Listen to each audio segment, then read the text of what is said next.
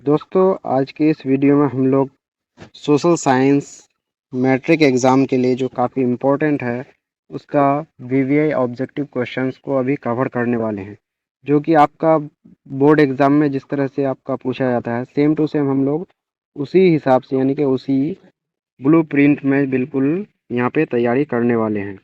यहाँ पे आपका जो है टोटल क्वेश्चन रहेगा 80 ऑब्जेक्टिव रहेगा और 32 आपका सब्जेक्टिव रहेगा, यानी कि कुल प्रश्नों की संख्या रहेगा 132। टाइम आपको दिया जाएगा 2 घंटा 45 मिनट, जैसा कि आपको एग्जाम में दिया जाता है।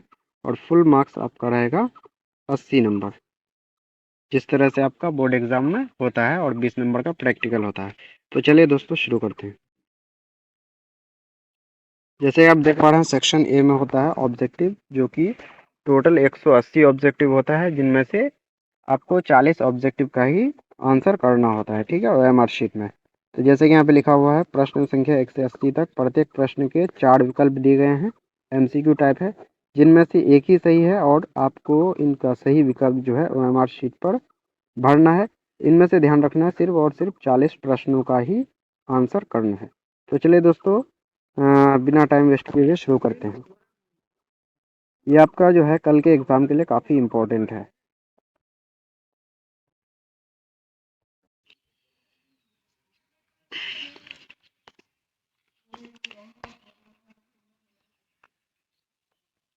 तो जैसा कि आप पहला नंबर क्वेश्चन देख पा रहे हैं, यंग इटली का संस्थापक कौन था?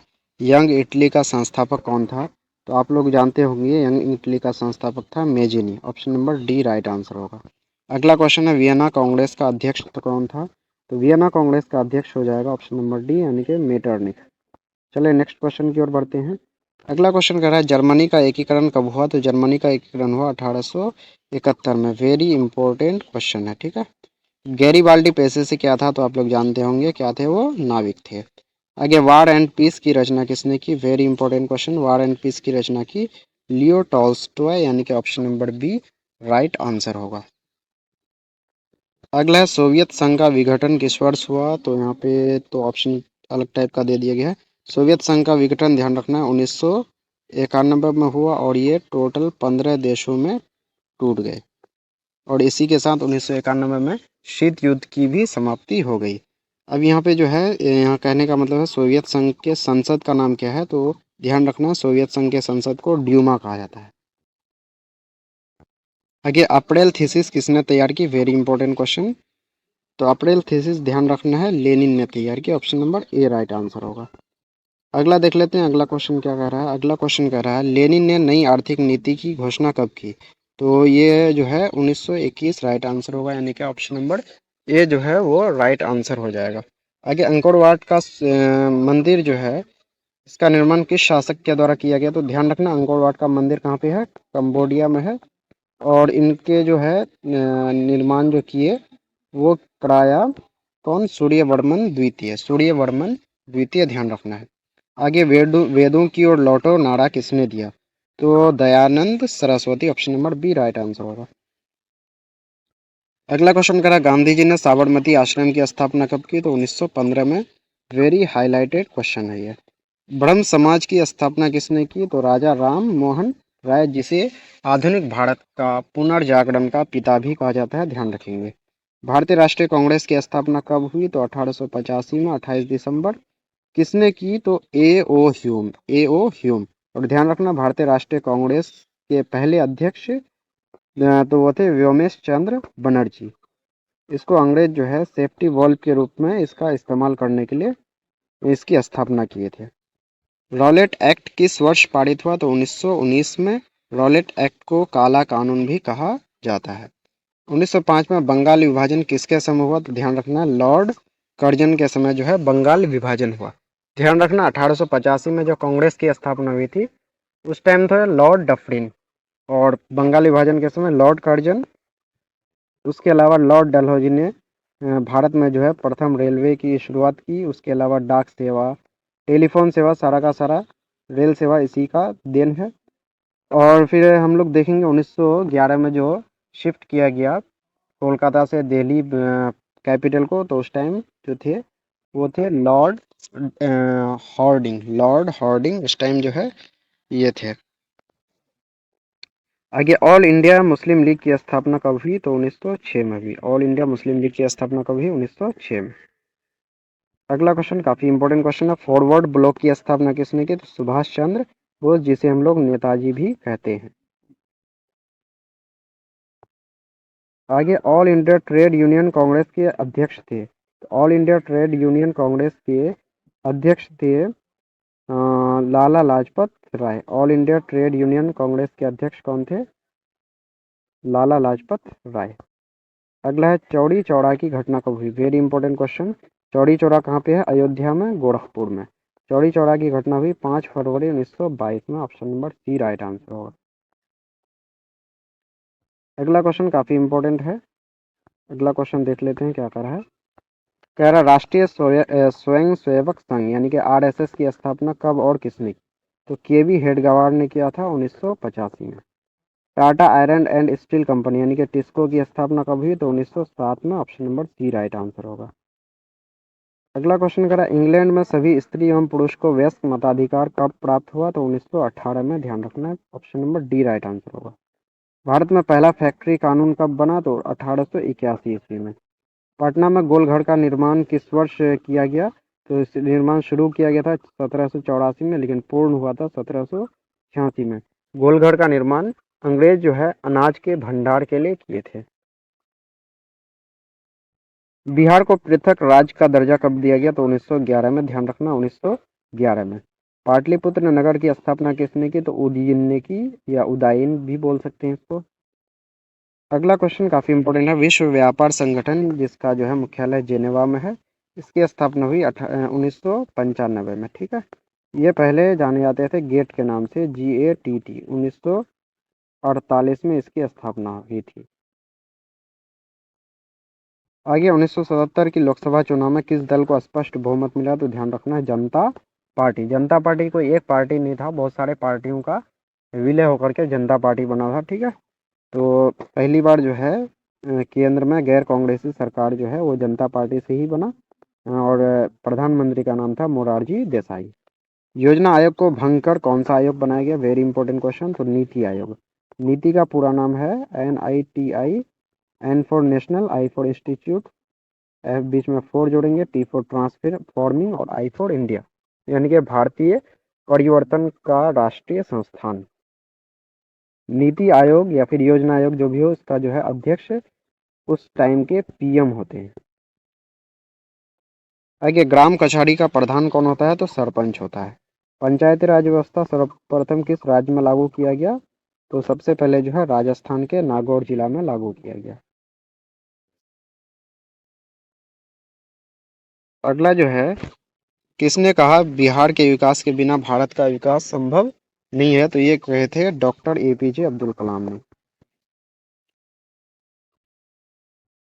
अगला क्वेश्चन जैसे कि देख पा रहे हैं, दल बदल कानून जो कि संविधान की अनुसूची नंबर 10 में दिया गया है, ये लागू होता है सांसदों एवं विधायकों पर, यानी कि जो सांसद जीते हुए और विधायक जीते हुए होते हैं उन पर दल बदल कानून लागू होता है।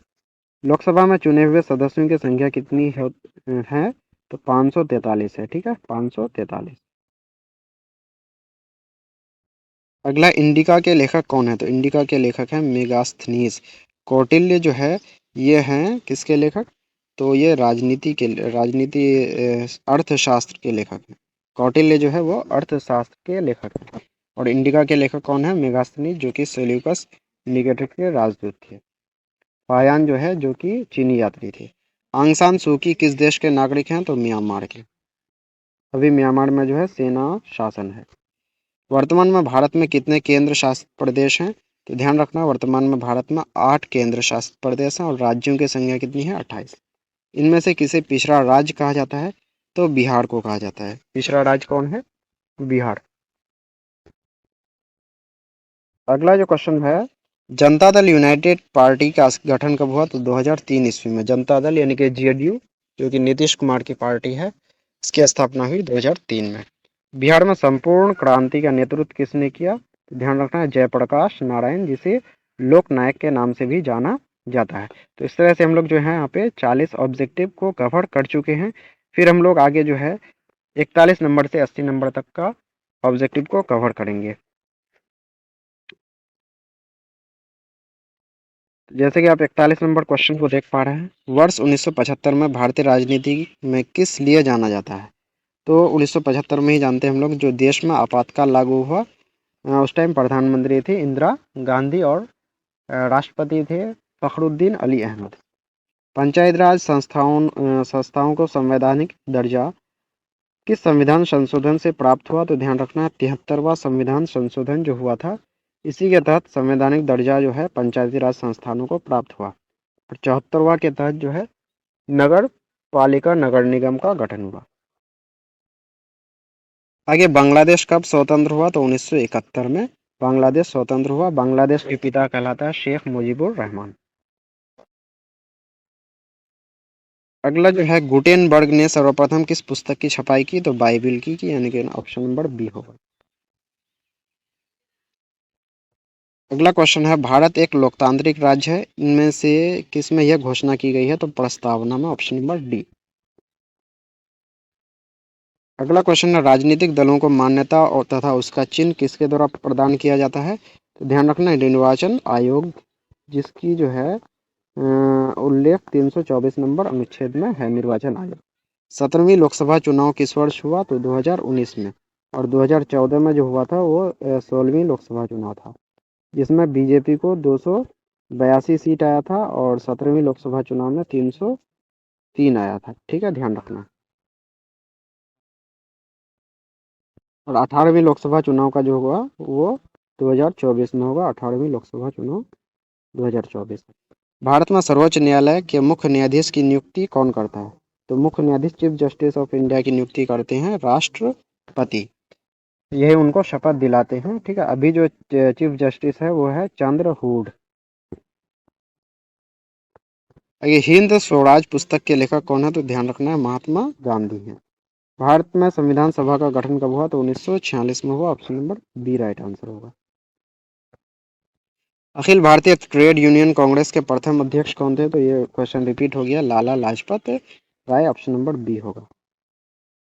आगे चिपको आंदोलन संबंधित है तो सुंदरलाल बहुगुणा से, जो कि शुरू हुआ था उत्तराखंड में, यानी कि यूके में, उत्तराखंड में। ठीक है, और उत्तराखंड उस समय जो है उत्तर प्रदेश का ही पार्ट हुआ करता था। दुधवा राष्ट्रीय उद्यान, वेरी इंपॉर्टेंट क्वेश्चन है ये, उत्तर प्रदेश में। उत्तर प्रदेश दूध में नंबर 1 है, तो इस तरह से ध्यान रख सकते हैं। दुधवा राष्ट्रीय उद्यान कहाँ पे होगा? उत्तर प्रदेश। भारत का सबसे बड़ा खनिज तेल उत्पादक क्षेत्र कौन सा है? तो मुंबई हाई है। मुंबई हाई लगभग 62% जो है यहीं से भारत को खनिज तेल प्राप्त होता है।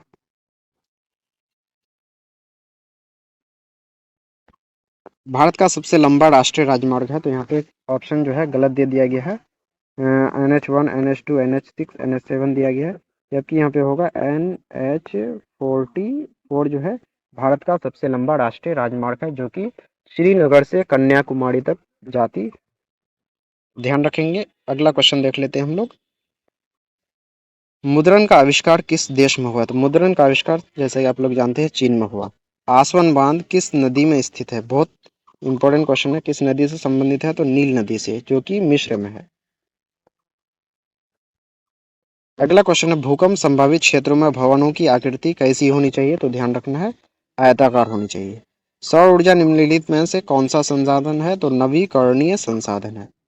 संजय गांधी जैविक उद्यान किस नगर में स्थित है? तो संजय गांधी जैविक उद्यान जो है वो पटना में है। Option number D right answer होगा। निम्नलिखित में खरीफ फसल कौन है? तो खरीफ फसल जो है वो चावल है, बाकी सब जो है रबी फसल है।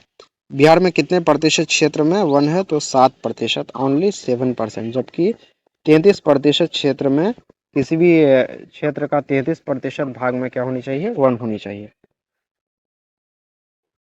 आगे सबसे घटिया कोयला है, तो सबसे घटिया कोयला है पीट, जबकि सबसे बढ़िया कोयला है एंथ्रासाइट।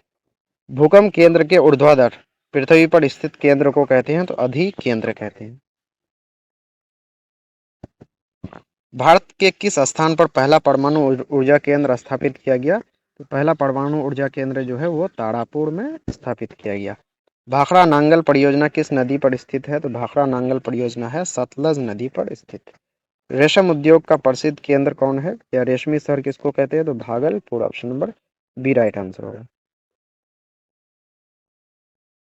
वेरी इंपॉर्टेंट क्वेश्चन, किस खनिज को उद्योगों की जननी कहा जाता है? तो लोहा को कहा जाता है। Option number C right answer. Bharat में कितने राष्ट्रीयकृत बैंक हैं? तो 19 हैं। कितने हैं? 19। निम्न में से किसको प्राथमिक क्षेत्र कहा जाता है? तो कृषि क्षेत्र जो है, भूमि से संबंधित क्षेत्र जितने भी हैं तो उसको प्राथमिक क्षेत्र कहा जाता है। और सेवा क्षेत्र कहा जाता है तृतीय क्षेत्र को। व्यावसायिक बैंकों का राष्ट्रीयकरण कब किया गया? तो 1969 में इंदिरा गांधी ने। भारतीय रिजर्व बैंक की स्थापना कब हुई? तो 1935 में, 1 अप्रैल 1935। वेरी इंपॉर्टेंट क्वेश्चन, रक्त एवं लौह की नीति का अवलंबन किसने किया? तो बिस्मार्क ने किया। रक्त एवं लौह की नीति का अवलंबन किसने किया? बिस्मार्क।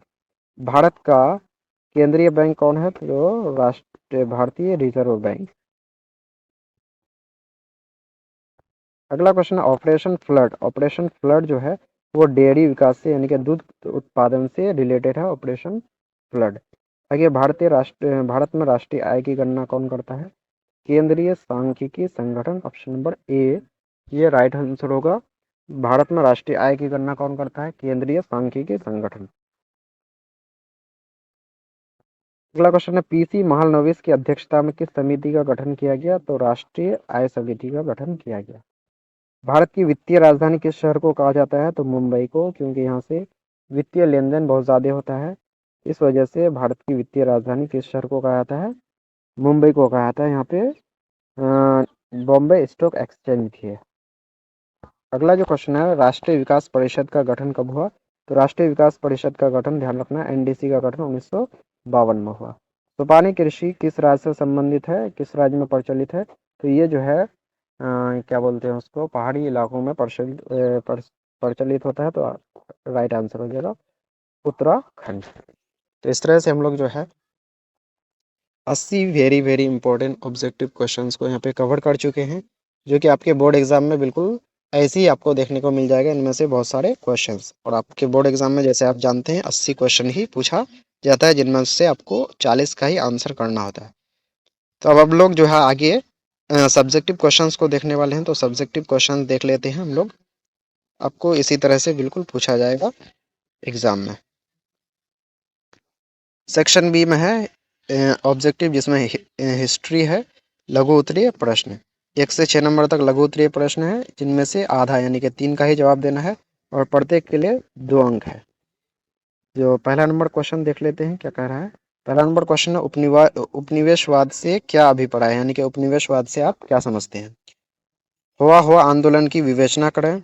तीसरा है चंपारण सत्याग्रह का संक्षिप्त परिचय दें। वेरी इंपॉर्टेंट क्वेश्चन है ये। इटली के एकीकरण में मेजिनी का क्या योगदान था? Very important question. Rowlatt act क्या था, जिसे काला कानून भी कहते हैं? Very important question. आगे, भूमंडलीकरण में बहुराष्ट्रीय कंपनियों के योगदान को स्पष्ट करें, यानी कि भूमंडलीकरण में, वैश्वीकरण में किस प्रकार बहुराष्ट्रीय कंपनियां यानी कि मल्टीनेशनल कंपनीज जो है अपना रोल प्ले करता है। चलिए अब हम लोग दीर्घ उत्तरीय प्रश्न में देख लेते हैं। लॉन्ग आंसर टाइप क्वेश्चन जो है वो 2 क्वेश्चन दिया हुआ है, जिनमें से एक का ही आंसर देना है, और उसके लिए 4 मार्क्स निर्धारित है। भारतीय राष्ट्रीय आंदोलन में महात्मा गांधी की भूमिका का उल्लेख करें। Very important question. राष्ट्रीय आंदोलन को भारतीय प्रेस ने कैसे प्रभावित किया, यानी कि राष्ट्रीय आंदोलन को भारतीय प्रेस ने किस तरह से उसमें जान दिया, किस तरह से उनमें जान फूकी, इसको उल्लेख करना है। आगे जैसे हम लोग हिस्ट्री का देख लिया, अब देख लेते पॉलिटिकल साइंस का। उनमें से उसी टाइप से जो है लघु उत्तरीय प्रश्न है 9 से 12 तक, इनमें से 2 का ही आंसर देना है। टोटल 4 नंबर का। राजनीतिक दलों के 2 प्रमुख कार्य बताइए। Very important question. 2 प्रमुख कार्य बताना है राजनीतिक दल का। आगे, सूचना के अधिकार आंदोलन के मुख्य कारण क्या थे? अगला, भारतीय संविधान के अनुच्छेद 19 वेरी इंपॉर्टेंट क्वेश्चन के विषय में लिखें। और लास्ट क्वेश्चन है संघीय शासन की 2 विशेषताएं बताएं। Very important question. तो आप इन सबको रिवाइज कर लेंगे। आगे, दीर्घ उत्तरीय प्रश्न में क्या कर रहा है, 2 क्वेश्चन दिया हुआ है, जिनमें से एक का ही आंसर देना है। जयप्रकाश नारायण की संपूर्ण क्रांति ने भारतीय राजनीति को किस प्रकार बदल दिया, इसको बताना है। और ग्राम पंचायत के संगठन एवं कार्यों का वर्णन करें। तो जयप्रकाश नारायण के संपूर्ण क्रांति ने भारतीय राजनीति में बहुत बड़ा बदलाव किया, इसको किस प्रकार बदल दिया है, इसको वर्णन करना। और ग्राम पंचायत के संगठन किस टाइप से उसका संगठन होता है, संरचना होता है, और उसके क्या क्या कार्य हैं उसको बताना है। अब अगला हम लोग देख लेते हैं, अगला है इकोनॉमिक्स यानी कि अर्थशास्त्र। तो 15 से 18 टोटल 4 क्वेश्चन है जिनमें 2 का ही आंसर देना है। पहला सार्वजनिक वितरण प्रणाली, पब्लिक डिस्ट्रीब्यूशन सिस्टम जो है, इससे आप क्या समझते हैं? और वैश्वीकरण से आप क्या समझते हैं, या भूमंडलीकरण से आप क्या समझते हैं? भारत में सहकारिता आंदोलन कैसे शुरू हुआ? और लास्ट है, बिहार के आर्थिक पिछड़ेपन के क्या कारण है, इसे दूर करने के उपाय बताएं। Very important question. अब इसमें दीर्घ उत्तरीय देख लेते हैं। दीर्घ उत्तरीय में है 2 क्वेश्चन है जिनमें एक का ही आंसर देना है। पहला है मुद्रा के कार्यों का वर्णन करें। मुद्रा के क्या क्या कार्य हैं? अगला है किसी अर्थव्यवस्था में राष्ट्रीय एवं प्रति व्यक्ति आय का विकास में योगदान की चर्चा करें। Very important question. अगला है ज्योग्राफी। ज्योग्राफी में 21 से 26 यानी टोटल 6 क्वेश्चन है जिनमें 3 का ही आंसर करना है और इसके लिए एक के लिए 2 मार्क्स निर्धारित है। वेरी इंपॉर्टेंट क्वेश्चन है, हरित क्रांति से आप क्या समझते हैं? Very important question. Red data book क्या है? ये भी बहुत इंपॉर्टेंट क्वेश्चन है। भारतीय नदियों के प्रदूषण के कारणों का वर्णन करें। चौथा है धात्विक और अधात्विक खनिजों में अंतर बताएं। पांचवा है नदी घाटी परियोजनाओं को बहुउद्देशीय परियोजना क्यों कहा जाता है? इन सब क्वेश्चन को आप अपने नोटबुक से इसको अच्छी तरह से प्रैक्टिस कर लेंगे। पर्यावरण के लिए वन क्यों महत्वपूर्ण है? और इसमें दीर्घ उत्तरीय प्रश्न अगर देखेंगे तो भारत में कृषि की समस्याओं की विवेचना करें। और दूसरा है बिहार की प्रमुख नदी घाटी परियोजना के संबंध में संक्षेप में लिखें। और लास्ट में हम लोग का टॉपिक है डिजास्टर मैनेजमेंट यानी कि आपदा प्रबंधन, जिसके तहत 4 क्वेश्चन है जिनमें से 2 का ही आंसर करना है। बिहार में बाढ़ की स्थिति का वर्णन करें। जैसे आप जानते हैं हम लोग उत्तर बिहार जो है बाढ़ से बहुत प्रभावित होता है। सूखे को परिभाषित कीजिए। जैसे दक्षिण भारत सूखे से ग्रसित रहता है। बाढ़ से बचाव के उपायों को बताएं और भूकंप के केंद्र और अभिकेंद्र में अंतर स्पष्ट करें। इस तरह से जो है हम लोग जो है सोशल साइंस का बिल्कुल एग्जाम की तरह बिल्कुल जो है क्वेश्चन का बिल्कुल ब्लूप्रिंट हम लोग देख लिए और आपको इसी टाइप से क्वेश्चन देखने को मिलेगा और इनमें से बहुत सारे क्वेश्चंस आपको बोर्ड एग्जाम को में देखने को मिल जाएंगे।